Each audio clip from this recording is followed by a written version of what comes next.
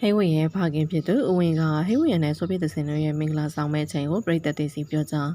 အားလုံးပဲမင်္ဂလာပါ MCN.News Channel ကနေကြိုဆိုပါရစေ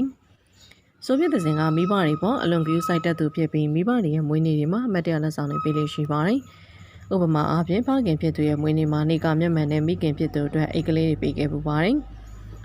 ဤသို့တော်လေးစားမှုတွေကမိဘတွေကိုပျော်ရွှင်စေရည်ရွယ်ခြင်းပဲဖြစ်တဲ့ဆိုဗီယက်စစ်ကမိသားစုတွင်ချစ်ချင်းမြတ်တာကိုအလေးထားသူပဲဖြစ်ပါတယ်။သူကမိဘတွေနဲ့အထူးတန်ရောစင်ရှိပြီးတော့မိဘတွေနေမကောင်းဖြစ်ပါကကိုယ်တိုင်ထပ်ပို့ပြီးစိတ်ပူတတ်တယ်လို့ဖော်ပြခဲ့ပါတယ်။ဆိုဗီယက်တပ်ကမာကြီးဆိုဝင်နဲ့ချစ်ကြည်ရင်းရဲ့ဆက်ဆံရေးလည်းရှိတယ်။သူကမာကြီးအတွက်ကျွန်တော်ကသားသမီးလိုပဲလို့အမြဲပြောကြားခဲ့ပြီးမာကြီးရဲ့ပြုစုမှုနဲ့အာရုံစိုက်မှုတို့ကြောင့်သူတို့ကြားထဲမှာမိသားစုကနှွေးထွေးဆောင်ဆက်ဆံရေးတစ်ခုရှိခဲ့ပါတယ်။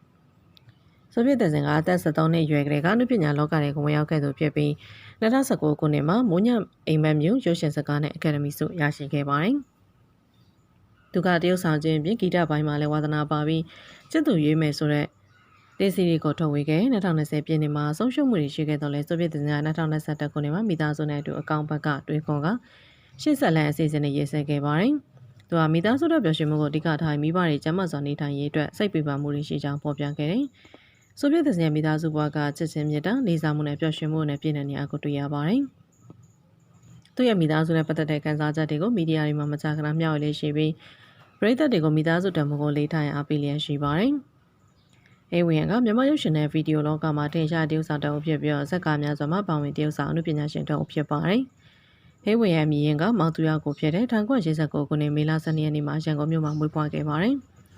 သူကဗီဒီယိုဇက်ကားများမှာစတင်ခဲ့ပြီးနောက်ပိုင်းမှာရုပ်ရှင်နဲ့ရုပ်သံဇာတ်လမ်းတွေမှာပါဝင်လာခဲ့တဲ့လက်ရှိမှာရင်ခွင်ရှင်တန်းဇာတ်လမ်းတွေမှာပါဝင်တရုပ်ဆောင်ထားပြီးတခြားရုပ်ရှင်ဇာတ်ကားတွေကိုလည်းရိုက်ကူးလျက်ရှိပါတယ်။ဒရိုက်တာဖြစ်လဲမာယာကဂျိုစကားကိုရိုက်ကူးခဲ့ပွဲသူရဲ့တရုပ်ဆောင်မှုတွေကြောင့်ပရိသတ်များအပိမှုကိုရရှိထားပါတယ်။အာသာဇာတ်ကားနဲ့ဒရမာဇာတ်ကားများတွေမှာလည်းသူရဲ့တရုပ်ဆောင်မှုတွေကိုလူကြိုက်များကြပါတယ်။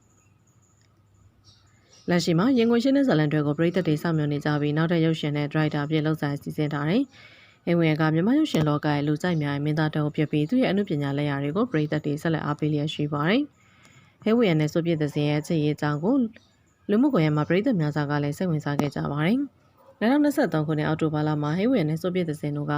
၎င်းတို့ရဲ့အခြေရေးဆိုင်ရာဆက်ဆံမှုကိုပရိသတ်တွေကိုရှင်းလင်းစွာဖော်ပြခဲ့ကြောင်းလည်းသိရတယ်။မြန်မာစီးပွားရေးမဂ္ဂဇင်းနဲ့အွန်လိုင်းမီဒီယာတွေမှာအီဇက်လိုက်နောက်ရဲ့ရိုမန်တစ်ဆန်တဲ့ဓာတ်ပုံတွေနဲ့အင်တာဗျူးတွေပါဝင်ခဲ့တဲ့ဟိဝေနဲ့ဆိုဗီယက်တပ်တို့ကဆက်ဆံရေးက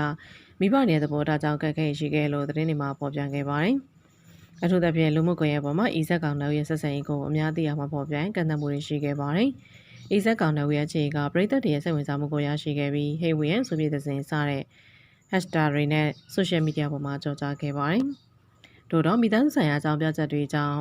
ဤဆက်ဆံရေးနဲ့ပတ်သက်တဲ့ချက်လက်တွေကိုရှင်းလင်းစွာပွင့်လင်းစွာဖော်ပြခြင်းဖြစ်နိုင်တယ်လို့ယူဆရပါတယ်။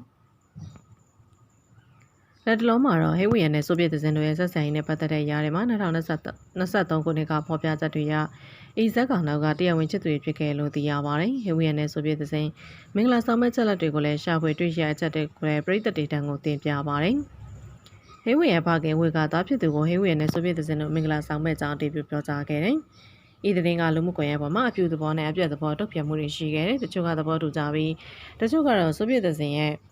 ဆုံးဖြတ်ချက်ကိုသဘောမတူကြောင်းဖော်ပြကြတယ်။ဟိဝေရဲ့ဖခင်ဖြစ်သူဦးဝင်းကိုပြည်သက်တွေရဲ့ထင်မြင်ယူဆချက်တွေနဲ့ပတ်သက်ပြီးအရေးအမွက်ပြောကြားခဲ့လို့လည်းသိရတယ်။နောက်ဆုံးမှာမင်္ဂလာဆောင်မဲ့အတိအကျသောရက်စွဲနဲ့ချိန်စရာကိုတော့အတည်ပြုထားခြင်းမရှိပါဘူး။တို့တော့အနည်းဆက်ဆုံးသတင်းတွေရမကြမီကျင်းပမယ်လို့မျှော်လင့်ရတယ်။ဆိုဗီယက်တပ်ကဆိုဗီယက်သူဆိုင်ညီမရင်ဖြစ်တယ်လို့လည်းဆိုတယ်။ပြည်သက်ချုပ်ကဤဆောင်တဲ့ကိုအားပေးကြပြီးမြန်မြန်လေးယူပါလို့လည်းတိုက်တွန်းကြပါတယ်။ဆောင်တိနားဆင်ကြည့်ရှုပေးတဲ့ပြည်သက်အားလုံးကိုကျေးဇူးတင်ပါတယ်။ကျမတို့ channel ကိုလည်း like and subscribe လေးလုပ်ပေးကြပါရှင်။